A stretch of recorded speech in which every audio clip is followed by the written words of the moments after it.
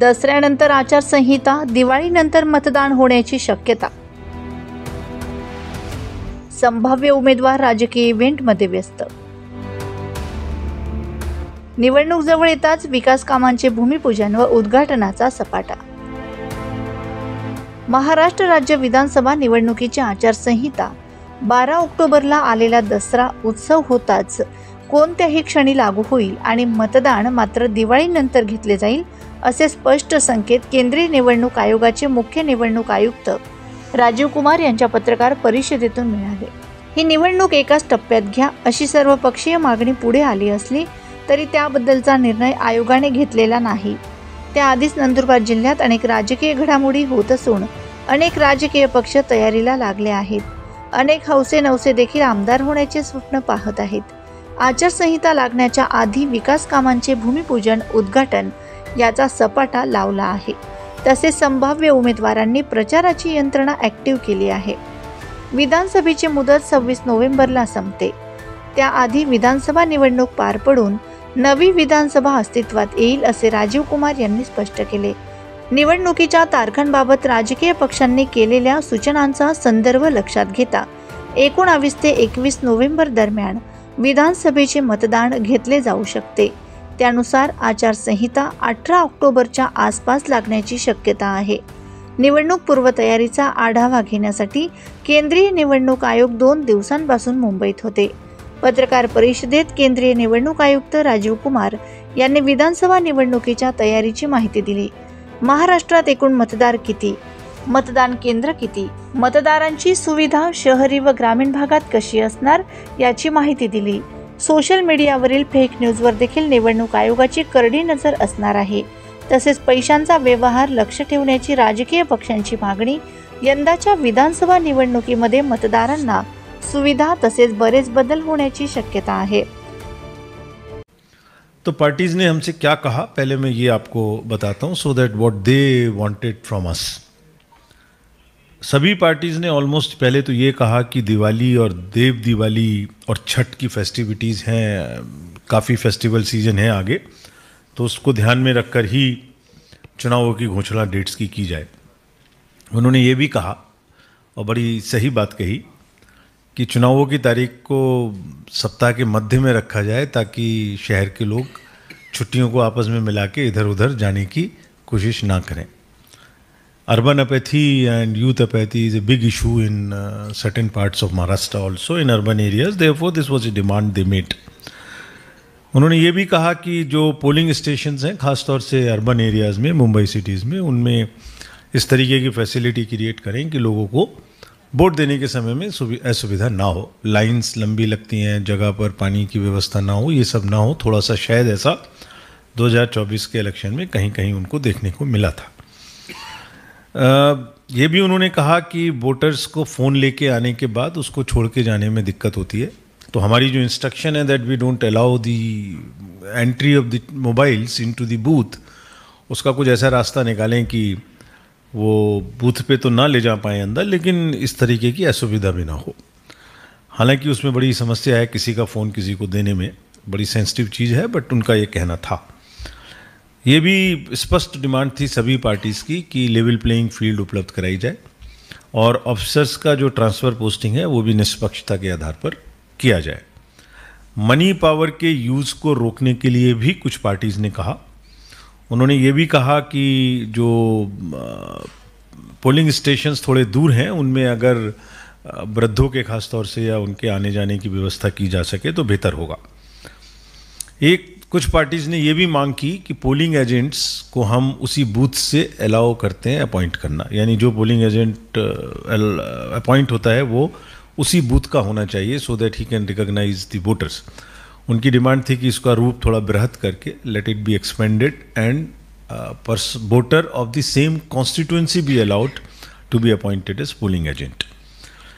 They made a demand that Form 17C, which gives the detail of the votes polled, be delivered to the polling agents at each of the polling station. कुछ ने ये भी demand की कि expenditure की जो list है, जो रेट्स डिसाइड करते हैं कितना खर्चा किस आइटम पर हो सकता है, वो थोड़ा एक्सेसिव हो जाता है किसी किसी डिस्ट्रिक्ट के द्वारा, उसको रेशनलाइज किया जाए. फेक न्यूज़ का प्रचलन इलेक्शंस के दौरान बहुत होता है। खूब अलग अलग किस्म की झूठ बोले जाते हैं सोशल मीडिया पे, उसका प्रचार को रोकने की व्यवस्था की जाए। ये सभी मांग उन्होंने की, जिसका मैं आपको इसका क्या हम लोग करने वाले हैं, how would be address this, ये मैं आपको बीच बीच में अपने। तो 1,186 पोलिंग स्टेशन हैं पूरे महाराष्ट्र में। It's a big state and of which 42,585 are urban booths and 57,600 are rural booths. This also is peculiar to Maharashtra, that number of urban booths and rural booths are almost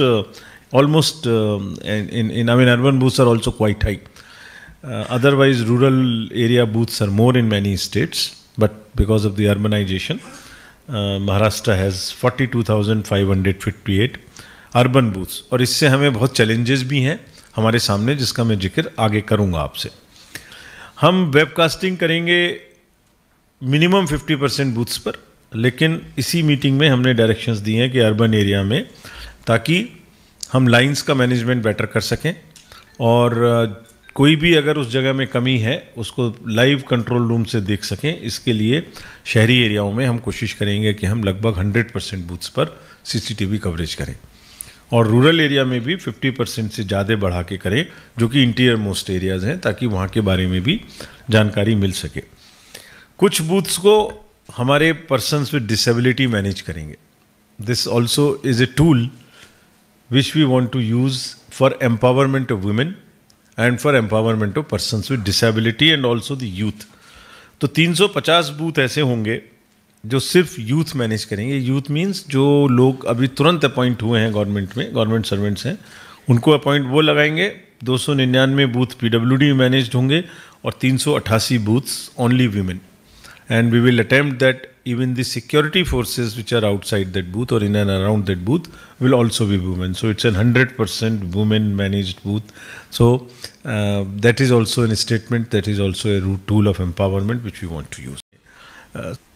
so friends, जो महाराष्ट्र का assembly है उसका total संख्या 288 है। ये सभी slides आपको मिल जाएंगी अभी हमारी वेबसाइट पे, या हम अपने ग्रुप्स पे सोशल मीडिया पे डाल देंगे, आपको सबको मिलेंगी, so that you can easily report about them. There are 288 constituencies, of which ST constituencies are 25 and SC constituencies are 29. The term of the Maharashtra Legislative Assembly is ending on 26th of the November. So elections have to be completed before that. Total electors in the states are 9.59 crores, with male being 4.59 crores and female 4.64. हमने third gender PWD 85 plus जो हमारे वरीय मतदाता हैं वो, उनके बारे में विशेष पहल चलाई थी। सो थर्ड जेंडर के अराउंड 6,000 वोटर्स हमारे यहाँ हैं, और जो पर्सन्स विद डिसेबिलिटीज़ हैं महाराष्ट्र में वो 6.32 हैं, और 85 प्लस वोटर्स की संख्या 12.48 लाख है। और ये भी एक बहुत ही अच्छा, मतलब it reflects the health in the society, the family systems, that centenarian voters की नंबर 49,034 है, which is quite a good number। And आपके माध्यम से हम उन्हें सबको प्रणाम भी करते हैं, उनसे रिक्वेस्ट भी करते हैं कि वो जैसे भी हो वोट जरूर दें। हमें ज़रूरत है तो हम उनके घर जाएंगे, उनका वोट लेके आएंगे। First time voters also from 18 to 19 years is quite encouraging. These are the numbers which have been added, 19.48 lakhs. We want to focus on the youth during this election, because youth है जो आगे चल के यही democracy को आगे बढ़ाने वाले हैं। हमने डेडिकेटेड 288 स्पेशल AEROs अपॉइंट किए थे, so that we can cover all the possible youth into the electoral roll, and as a result 19.48 lakhs have been added who are into the age group of 18 to 19 years. Large number of voter awareness activities have been undertaken. We have also directed all the district magistrates to involve the youth in the universities and otherwise as on a very intensive basis, and also make them feel that they are ambassadors of the election commission, each one of them. So this is about the 5 वर्षात कधी नवे election येतात. काही संभाव्य उमेदवार मतदारांना आकर्षित करण्यासाठी राजकीय स्टंट, इव्हेंट व विविध कार्यक्रम घेताना दिसून येत आहेत. याच्याने खरंच मतदार राजा आकर्षित होतो का, हा देखील एक महत्त्वाचा प्रश्न आहे. Bureau report, Navapur express news, Nandurbar.